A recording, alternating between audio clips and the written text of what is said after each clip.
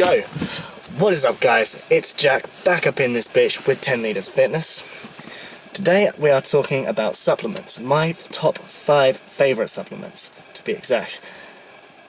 And although there's 5, well, I just want to make this clear before we start. Although there's 5, I only really fuck with the top 2 of them most of the time.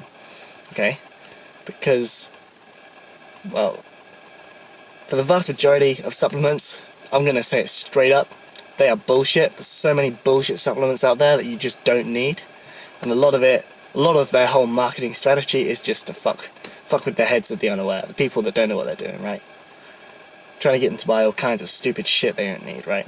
But that's that out of the way, that's that said and done. Okay? If I'm going to pick 5, it's these ones.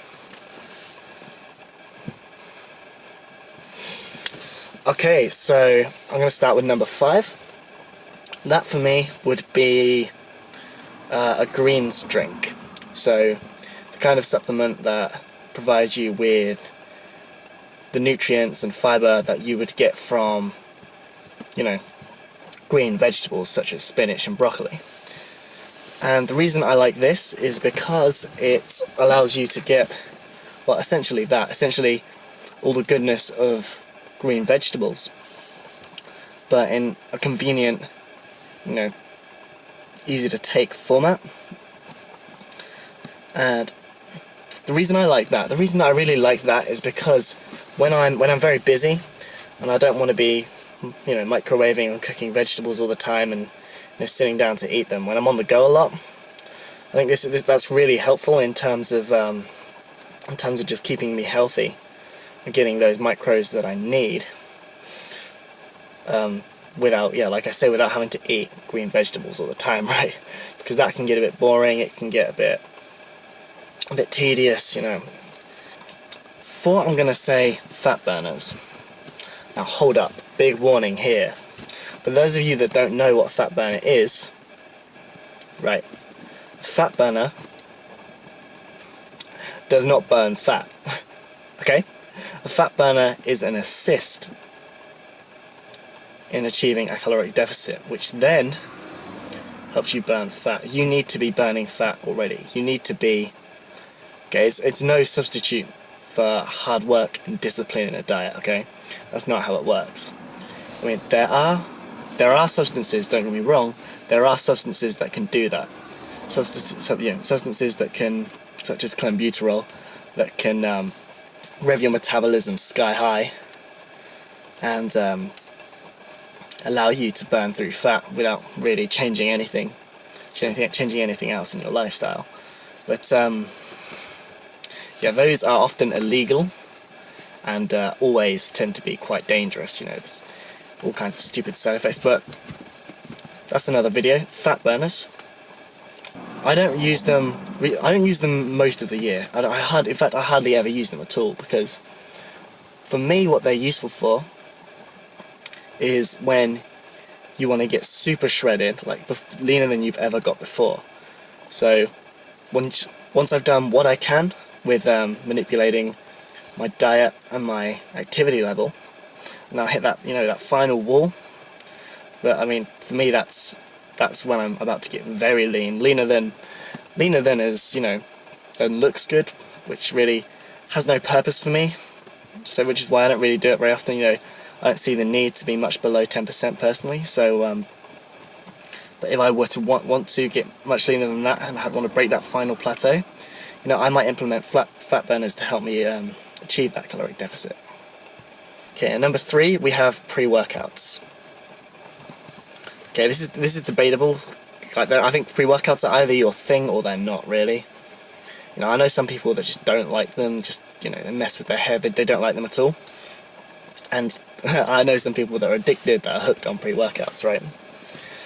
What I like in a pre-workout is, I don't like the ones that are just super packed full of caffeine. I mean, I like some caffeine in there, but I don't want it to be such that, you know, level of caffeine so stupidly high that I feel like my heart's going to explode walking in the gym, you know. I mean, I want to get my heart rate up in the gym. I mean, fair enough, have a little bit of caffeine to perk me up, but don't make me feeling like I'm gonna need to call an ambulance after my first set. That's just fucking stupid. Nah, it's ridiculous. But yeah, the things I look for in a good pre-workout are things that are gonna I like to be pepped up a little bit before the gym. I don't want to go in there feeling like I want to pull someone's head off or shit, you know. I want to be feeling, you know, amped up more than I was previously. And I want something that, more importantly, in my opinion, is going to help my performance in the gym. You know, so you got your stuff in there like, you know, well, spoiler for number 2, creatine. I want some stuff like citrulline malate in there, you know, all that good stuff that's going to help me actually, you know, in the gym, stuff that's going to get me a pump, and then the stuff to psych me up a little bit, just a little, okay? Okay, so number 2, I told you already, creatine. Creatine's just about, you know, as close as you can come to the results of a steroid whilst it still being natural. Meaning that, I mean, don't get me wrong, it's completely safe, you know. It's like, I think it's like the most tested supplement on the market or something like that. But yeah, it's completely safe, you know, harmless. It's, for those of you who don't know, it just allows you to retain water. And what that essentially does is force it into the muscle, and it's going to allow you to, I mean, the biggest thing I noticed with it was when I took it was straight away. I know some people don't respond like this immediately, but I found my performance in the gym immediately increased, immediately improved, right? Took it before I went in the gym, and I was getting a few more reps on each of all of my sets. I was like, well, a few reps higher, just get a few reps more, just to lift that little bit more weight. Slight improvement, okay? Also, post-workout, it will increase your recovery speed, so you're ready to hit it up again sooner, which I think is very important, because obviously as soon as it's recovered, you can hit it again, and obviously it just allows you to you know, progress faster. And creatine is the real deal, though. I definitely use creatine. I use that year round. Okay, so number 1, my favourite supplement, arguably not a supplement, but whatever, whey protein. Whey protein is, you know, simple as it gets. It's, you know, cheap, convenient way to get your protein in. That's going to allow you to, well, the building blocks of muscle, right? It's going to allow you to build, preserve muscle. But that's the reason I say it's arguably not a supplement, is because it just allows you to hit your macros pretty much, which we know, you know, science tells us is pretty much the most important thing when it comes to changing your body composition. That's pretty much it. That's all I really have to say on those 5 supplements for today. I guess other notable mentions on supplements would be weight gainers. I mean, personally, I'm the type who more often eats too much than too little, so they're not something that I would use myself. I mean, I have used them in the past, and I've just found that I don't need them really, because I would recommend weight gainers for people who, they call them hard gainers sometimes, but it's people who have very fast metabolisms, who struggle to gain weight no matter what they eat.